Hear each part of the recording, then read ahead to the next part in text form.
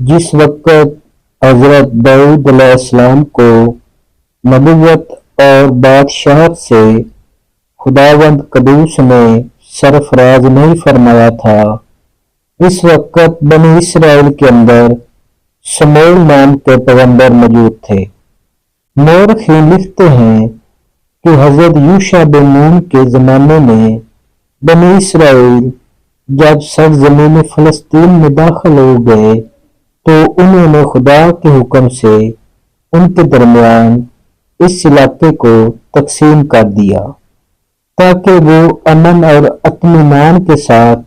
जिंदगी बसर करें और दीन हक के लिए सरगर्म अमल रहें। हजरत यूशा बिन नून आखिर उम्र तक इनकी निगरानी और इस्लाह हाल में मसरूफ रहे और इनके मामलात और बानी मुनाकशात के फैसलों के लिए काजियों को मुकर्रर किया करते थे ताकि वो आइंदा भी इस तरह अपना निज़ाम कायम रखें। हजरत मूसा अलैहिस्सलाम की वफात से तकरीबन 350 साल तक ये निज़ाम यूं ही कायम रहा कि खानदानों और कबीलों में सिरदार हुकूमत करते और इनके मुनाकशात, इनके झगड़े और ऐसे ही मामलात के फैसले काजी अंजाम देते थे और नबी इन तमाम अमूर की निगरानी के साथ साथ दीन की दावत और तबलीग और इसकी नश्र व अशात की खिदमत सर अंजाम देते थे। कभी ऐसा भी होता कि खुदावंद कदूस के फजल से किसी काजी को मनसब नबूवत अता हो जाता था और इस तमाम अरसे में बनी इसराइल का ना कोई बादशाह होता था और ना तमाम कौम का एक हुक्मरान, और इसीलिए हमसाया कौमें अक्सर व बेशतर इन पर हमलावर होती रहती थीं और वो इनके जुल्म सितम का निशाना बनते रहते थे। चुनांचे बादशाह और हुक्मरान ना होने की वजह से कभी अमालिकी कभी मदियानी बनी इसराइल पर चढ़ दौड़ते थे और आरामी इन पर हमला आवर हो जाते थे और इनमें से किसी हमला आवर को हजमियत भी हो जाती, तब भी वो आए दिन छापे मारते और लूट मार करते रहते थे और ये सिलसिला यूं ही जारी रहता कि कभी ये फतह पा जाते और कभी वो मगलूब हो जाते थे। यहाँ तक कि 4वीं सदी ईस्वी में बनी इसराइल के एली कहन के ज़माने में गजा के फ़लस्तीनी कौम ने इन पर ज़बरदस्त हमला किया और बनी इसराइल को शिकस्त देकर बनी इसराइल का मुतबर्रक संदूक, जिसे ताबूत सकीना भी कहते हैं, छीन कर ले गए। इस तबरक संदूक में तौरात का असल नुस्खा हजरत मूसा अलैहिस्सलाम और हजरत हारून अलैहिस्सलाम के असा और पैराहिन और मन का मर्तबा महफूज थे। फलस्तीनियों ने इसको अपने मशहूर मंदिर बैत दजूल में रख दिया। ये मंदिर इनके सबसे बड़े देवता दजून के नाम से मशहूर था। दजून का चेहरा इंसानी था, धड़ मछली से मुरक्कब था और इसी मंदिर में नस्ब था। नजार मिस्री कहते हैं कि फलस्तीन के शहर मशहूर रमल्ला के करीब आज भी एक बस्ती बैत दजून के नाम से मौजूद है और गालिब गुमान ये है कि तुरैत में दजून के जिस मंदिर का जिक्र है ये वही वाक़या होगा और इसी निस्बत से इसका नाम भी बैत दजून रखा गया। चुनांचे मौरखीन लिखते हैं कि बनी इसराइल के काहिन एली का जब ज़माना खत्म हो चुका तो एक काजी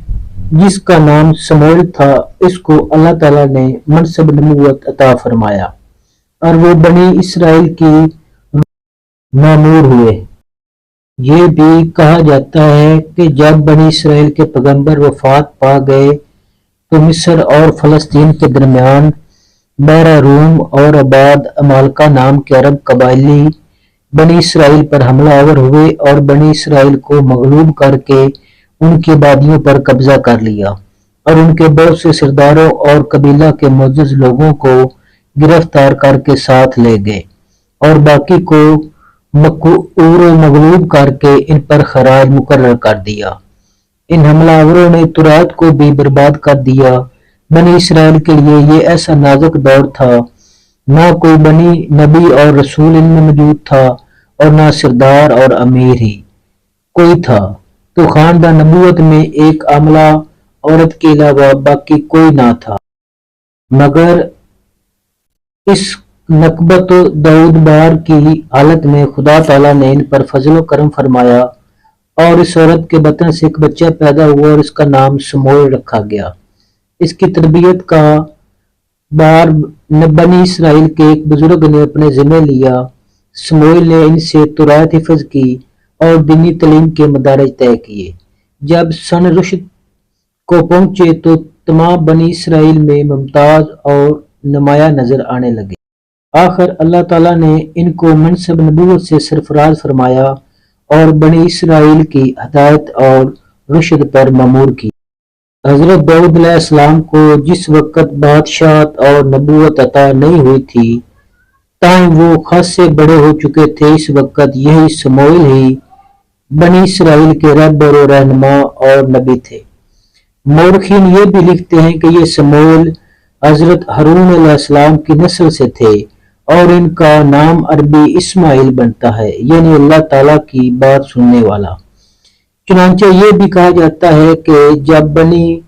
عمالقہ کے ظلم و ستم بنی اسرائیل پر جاری رہے تو بنی اسرائیل نے اپنے نبی سموئیل سے درخواست کی کہ وہ ہمیں ایک بادشاہ مقرر کر دے جس کی قیادت میں ہم ظالموں کا مقابلہ کریں اور جہاد فی سبیل اللہ کے ذریعے دشمنوں کی لائی ہوئی مصیبت کا خاتمہ کر دیں۔ تو رات میں بنی اسرائیل کے اس مطالبے کی وجہ کچھ یوں بیان کی جاتی ہے۔ اور ایسا ہوا کہ جب سموئیل بوڑھا ہو گیا تو اس نے اپنے بیٹوں کو مقرر کیا کہ اسرائیل کی عدالت کریں، اور اس کے بیٹے کا نام یوئیل تھا اور دوسرے بیٹے کا نام ابیہ۔ وہ دونوں بیر سبا میں قاضی تھے، پر اس کے بیٹے اس کی راہ پر نہ چلے بلکہ نفع کی پیروی کرتے، رشوت لیتے اور عدالت میں طرفداری کرتے تھے۔ تب سارے اسرائیل بزرگ جمع ہو کر سموئیل نبی کے پاس آئے اور کہا، دیکھ تو بوڑھا ہو چکا ہے اور تیرے بیٹے تیری راہ پر نہیں چلتے، اب کسی اور کو ہمارا بادشاہ مقرر کر جو ہم پر حکومت کرے،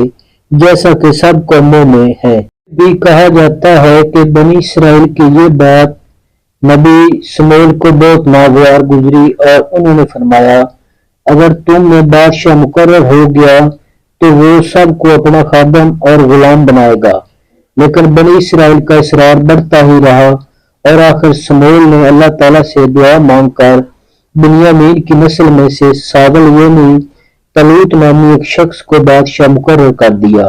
جو نہایت وجیح اور قوی ہیکر تھا۔